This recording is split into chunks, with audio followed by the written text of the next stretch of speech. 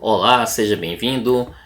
Hoje eu vou falar um assunto que as pessoas têm medo de mencioná-lo, tá? Mas antes de começá-lo, eu vou ler um pequeno texto, tá ok? Está no livro de Hebreus, capítulo 9, versículo 27, na tradução da linguagem de hoje, tá? Diz o seguinte: cada pessoa tem de morrer uma vez só e depois ser julgada por Deus. Então esse é o texto. Como vocês veem, a morte acaba selando o destino da alma, e o assunto que eu vou falar hoje é a vida após a morte.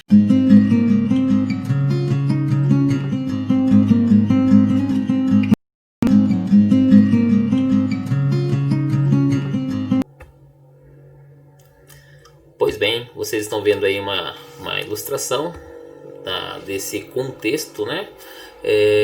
Para a gente ter uma ideia de como é a vida após a morte, é preciso que alguém tenha estado do lado de lá para poder falar como é. Nós temos as referências bíblicas, nós temos os ensinos de Jesus e a vida do próprio Jesus para poder dar o exemplo de como é a vida após a morte. Vou apresentar um contexto que era antes da crucificação e um contexto após a crucificação de Cristo, tá? E antes do arrebatamento. Então preste bem atenção que é um assunto um tanto complexo, mas vamos lá.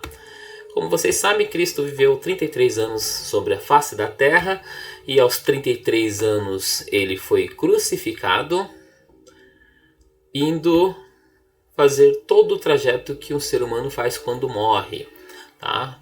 Nos ensinos de Cristo nós acompanhamos a história do rico e do Lázaro, está no capítulo 16 de Lucas, tá? É uma história bem conhecida, até fizeram novela com respeito a essa história, mas é algo que a gente tem que prestar atenção, né? Nesse contexto, nessa história, Jesus menciona que quando Lázaro morreu, ele foi para o seio de Abraão, que é essa área aqui que vocês estão vendo. Esse daqui é o seio de Abraão. Está no versículo 22 do capítulo 16 de Lucas. Tá?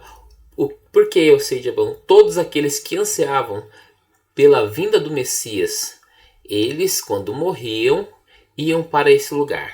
Tá? Então esse é um contexto antes da crucificação de Cristo. Pois bem, vamos lá. Então, como vocês veem aqui, nós temos praticamente o seio de Abraão é um dos compartimentos aqui do mundo dos mortos, tá?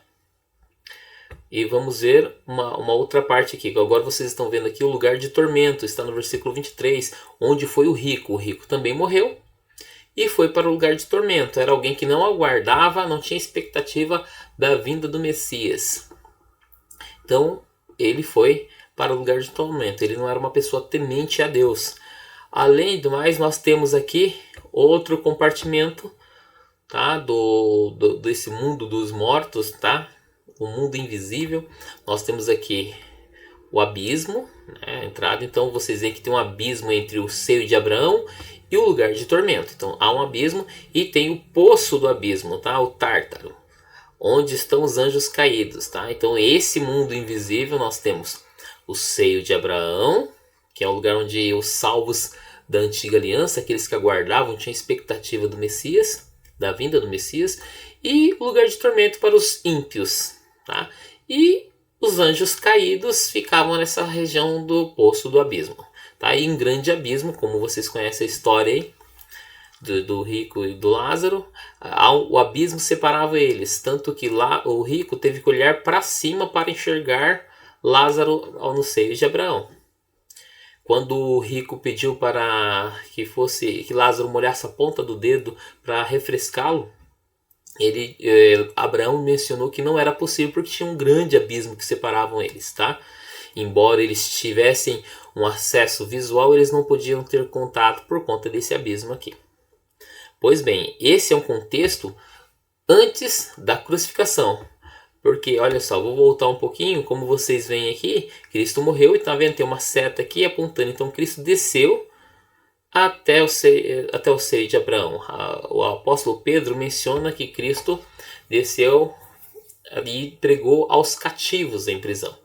Tá? E esse texto praticamente está mencionando o seio de Abraão. E quando ele diz que pregou, não há pregação para mortos. A palavra original é proclamou. Então Cristo proclamou aquilo que eles estavam aguardando. É como se Jesus chegasse no seio de Abraão e falava: vocês estavam me esperando e aqui estou eu. E como os textos nos mostram, Cristo foi.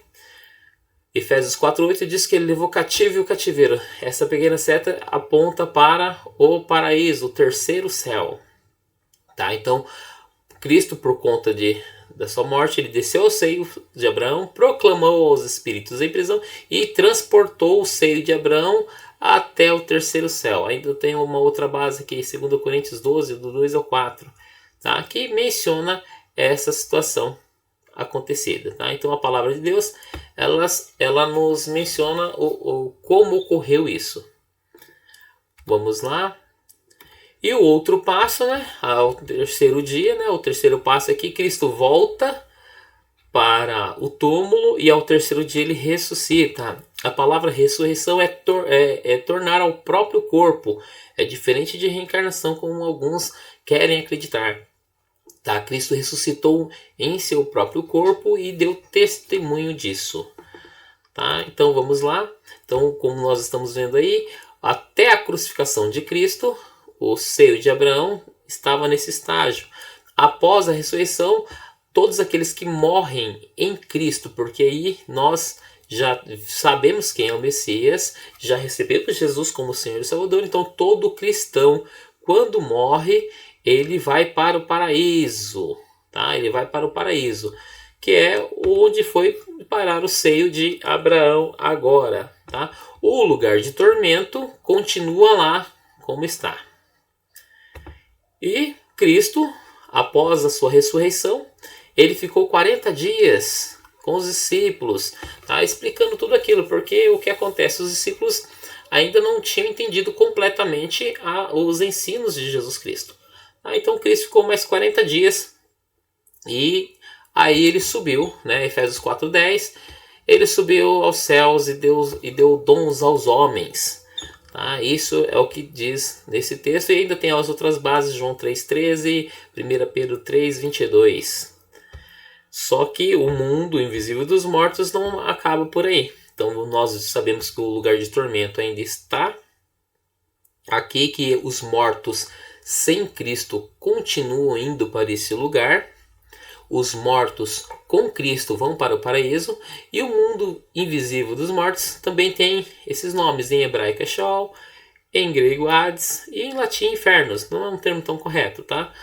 As bases bíblicas para os anjos caídos aqui do abismo é 2 Pedro 2:4, Judas 6 e Apocalipse do 9, o versículo 1, 11 e 23, tá?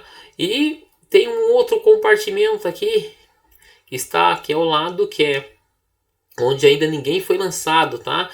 Que é o Lago de Fogo, tá, ok? Esse é o Lago de Fogo, que praticamente quem irá estrear nele são o anticristo e o falso profeta, tá? Ou no livro de Apocalipse menciona muito bem essa situação. E é algo que a gente tem que pensar. Então essa é a vida após a morte. Tá? Hoje os mortos em Cristo, eles estão no paraíso. Os mortos sem Cristo estão no lugar de tormento, aguardando. Todos estão conscientes, aguardando serem julgados por Deus. Tá? Então, tanto os mortos sem Cristo, quanto os mortos em Cristo, embora estejam no paraíso, eles estão aguardando o arrebatamento para assim irem para o tribunal de Cristo para serem galardoados. Se você não sabe o que é o tribunal de Cristo, acompanhe aqui no canal, tem um vídeo que eu falo sobre o tribunal de Cristo. Tá? E os mortos sem Cristo, eles estão aguardando o juízo final, tá? O juízo onde todos os mortos ressuscitarão, todos os mortos sem Cristo, sem a salvação, ressuscitarão para serem julgados segundo as suas obras. O lago de fogo, quando acontecer o juízo, já estará com o falso profeta e o anticristo, que serão os primeiros a estrear esse lugar de tormento. Tá, ok? Espero que você tenha gostado do vídeo, que Deus abençoe a sua vida e até a próxima.